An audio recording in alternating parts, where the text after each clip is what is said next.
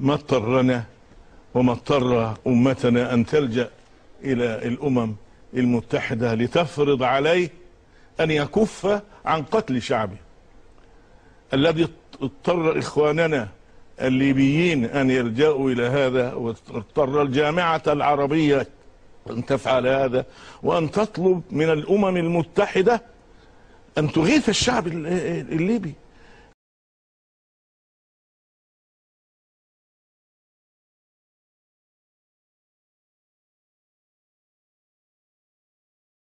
من ضمن أسباب الشذوذ أو معايير الشذوذ أن يصور العالم المسؤول الواقعة على غير حقيقتها، فإذا تصور الواقعة على غير حقيقتها جاء الحكم بناء على ذلك على غير حقيقته.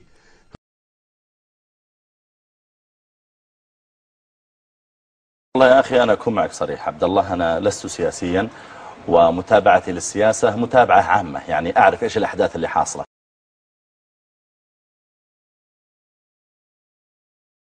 Egyptian television would not cover, and your Jordanian government would not allow on Jordanian television, so you create something called Al Jazeera. And the Arab masses believe Al Jazeera is their station. This is the only place in the world we can get authentic information, Al Jazeera. So Al Jazeera is now used to portray all the atrocities. And so around the Arab world, the masses only have to tune into Al Jazeera, and they know what's happening. And so the Arab masses become more and more angry.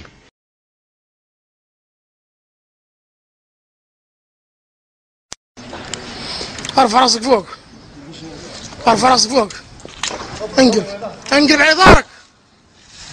شو اسمك؟ شو اسمك؟ احمد. قول عاش الفاتح.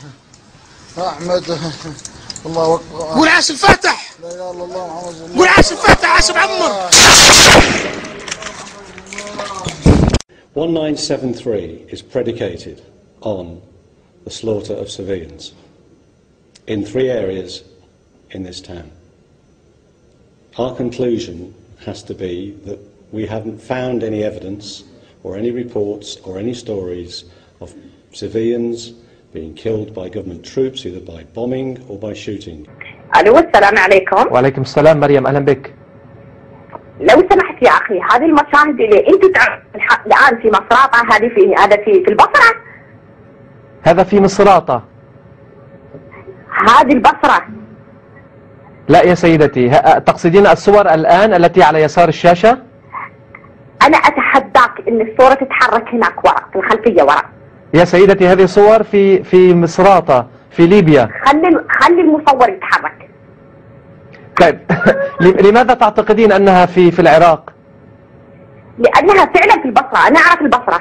أريد في الحقيقة قبل أن أتوجه إلى طرابلس أو الأراضي الليبية، كنت أعتقد أنني سوف أشاهد جثث القتلى في شوارع الليبية من كثر الأخبار التي شاهدتها من بعض وسائل الإعلام التي تقول بأن الزعيم الليبي معمر القذافي يقتل المدنيين، يقتل شعبه. ولكن عند دخولنا من مدخل رأس جدير حتى طرابلس مررنا بمدينة زوارة، مدينة الزاوية، مدينة بصراطة. هذه المدن التي كانت قد شهدت معارك بين المعارضة والجيش الليبي. كانت حياة طبيعية عادية، ولكن شاهدنا آثار الدمار على بعض المباني نتيجة المعارك التي جرت في تلك المدن.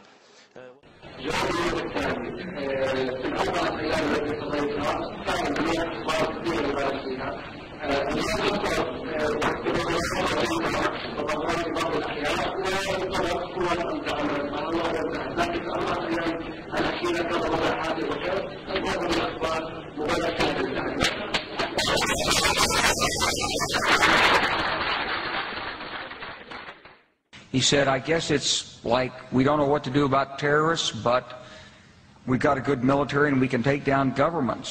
And he said, I guess if the only tool you have is a hammer, every problem has to look like a nail. So I came back to see him a few weeks later, And by that time we were bombing in Afghanistan. I said, are we still going to war with Iraq? And he said, oh, it's worse than that. He said, he reached over on his desk, he picked up a piece of paper, and he said, I just got this down from upstairs, meaning the Secretary of Defense's office today, and he said, this is a memo that describes how we're going to take out 7 countries in 5 years, starting with Iraq and then Syria, Lebanon, Libya, Somalia, Sudan, and finishing off Iran. Go through the countries again? Well, starting with Iraq, then Syria and Lebanon, then Libya, then Somalia and Sudan, and then back to Iran.